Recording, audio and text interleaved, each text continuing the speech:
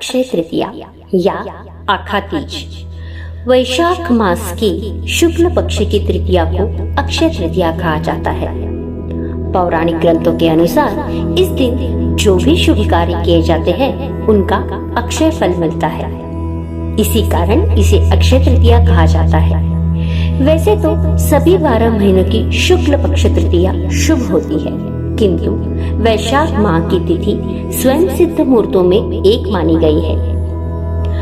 अक्षय तृतीया का महत्व स्वयं सिद्ध मुहूर्तों में विशेष है। मान्यता है कि इस दिन बिना कोई पंचांग देखे कोई भी शुभ मांगलिक कार्य जैसे विवाह, गृह प्रवेश, वस्त्र आभूषणों की खरीदारी या भूखंड, घर, वाहन आदि की खरीदारी से संबंधित कार्य किए जाते हैं।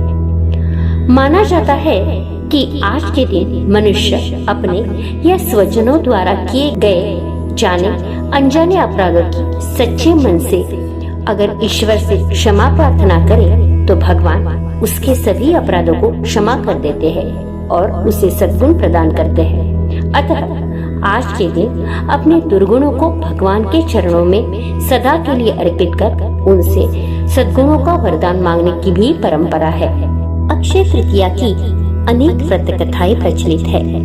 ऐसी ही एक कथा के अनुसार प्राचीन काल में एक धर्मदास नामक वैश्य था।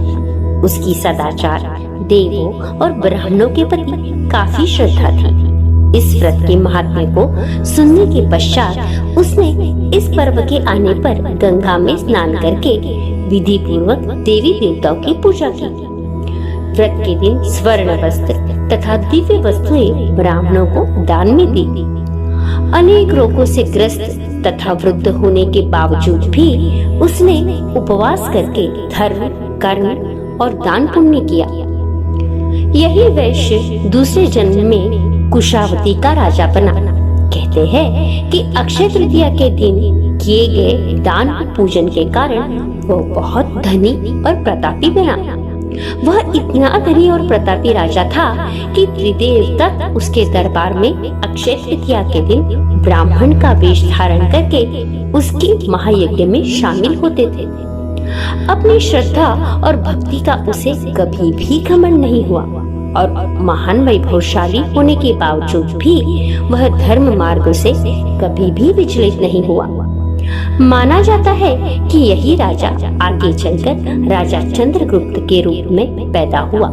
पौराणिक मान्यताओं के अनुसार भगवान परशुराम को भगवान विष्णु के दशावतारों में से एक माना जाता है।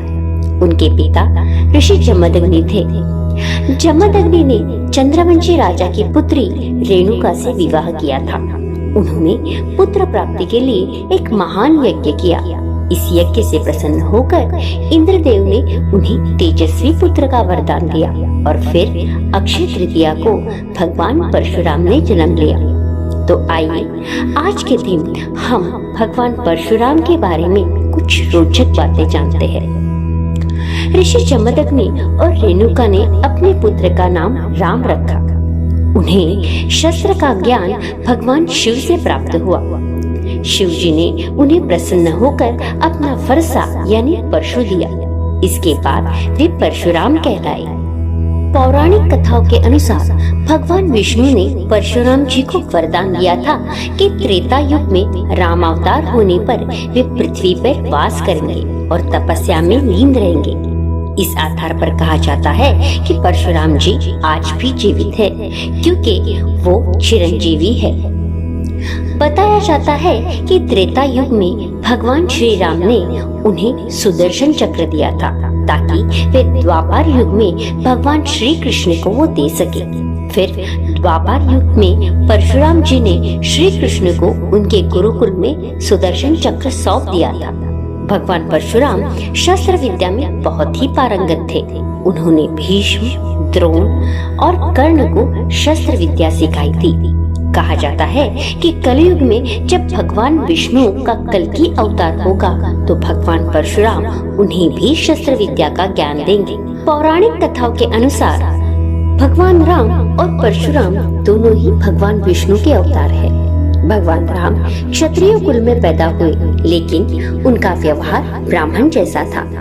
वही भगवान परशुराम का जन्म ब्राह्मण कुल में हुआ, लेकिन उनका व्यवहार क्षत्रियों जैसा था।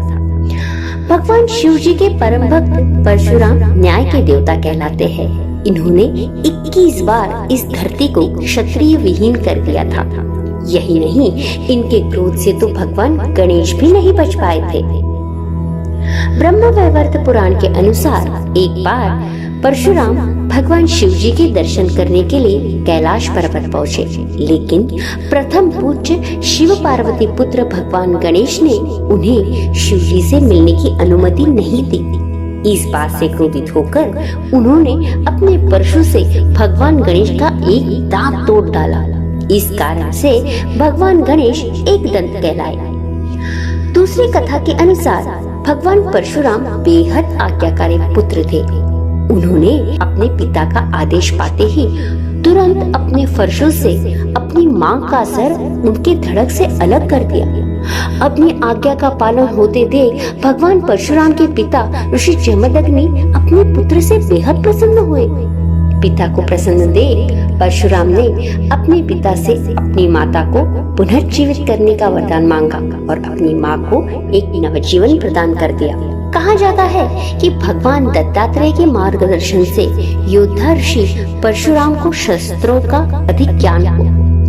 इसके बाद उन्होंने सांसारिक गतिविधियों का त्याग कर दिया। महाभारत में भी इस बात का जिक्र है कि क्षत्रियों के नरसंहार के बाद परशुराम खुद हताश हो गए और इसके बाद वो एक सन्यासी के रूप में जीवन व्यतीत करने लगे। तो यह थी भगवान परशुराम की कथाएं, भगवान परशुराम की महती।